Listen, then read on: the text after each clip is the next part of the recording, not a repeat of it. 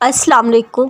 तहज्जुद में मांगी हुई दुआ रद्द हो जाए, ये तो सरासर नामुमकिन बात है। तुम उसे मनाने के लिए अपनी नींद कुर्बान करो और वो ना माने, ये तो नामुमकिन सी बात है।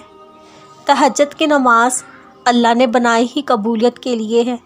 अगर कोई दुआ तुम्हें तहज्जुद तक ले गई है तो जान लो तुम्हारी दुआओं की कबूलियत हो चुकी है। जो दुआ तुम तहज्जुद में मांग रहे हो ना, हकीकत में वो दुआ कब की कबूल हो चुकी है। वो देर वक्त इसलिए कर रहा है ताकि उससे दुआ का रिश्ता बरकरार रह सके। तहज्जुद की नमाज मौज़े का ज़रिया है। जब तुम्हारे सारे रास्ते तुम्हें बंद नज़र आते हैं तब भी वो एक रास्ता खोले रखता है, तहज्जुद का रास्ता। तहज्जुद तुम्हें अल्लाह के करीब करने का ज़रिया है।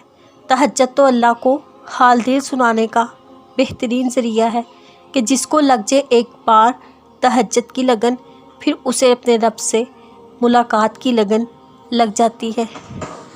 जो शय रग से ज़्यादा करीब है उसे फिर दर्द तलाश क्या करना। जो तुम्हारे दिलों में बसता है वो दिलों के दर्द से बेखबर कैसे हो सकता है। आजमाइश से निकालने वाला भी वही है, तो ज़्यादा सोचकर ख़ुद को परेशान क्या करना। आजमाइश उसने ही दी है तो आजमाइश से ना निकाले, ऐसा कैसे हो सकता है।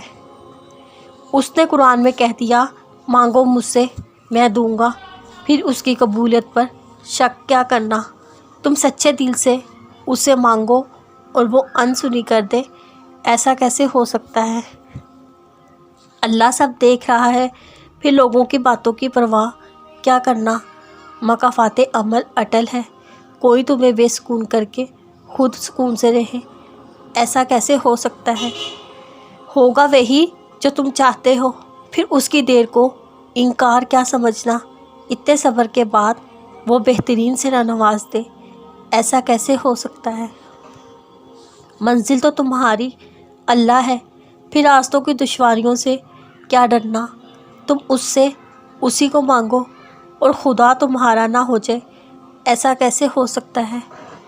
उसे हाल दिल सुनाओ जो सुनता समझता है, फिर लोगों को बता के क्या करना। तुम उसे पुकारो और वो तुम्हारी पुकार का जवाब ना दे, ऐसा कैसे हो सकता है। जो है वही बेहतरीन है, फिर हासिल को छोड़कर ला हासिल के पीछे क्या भागना।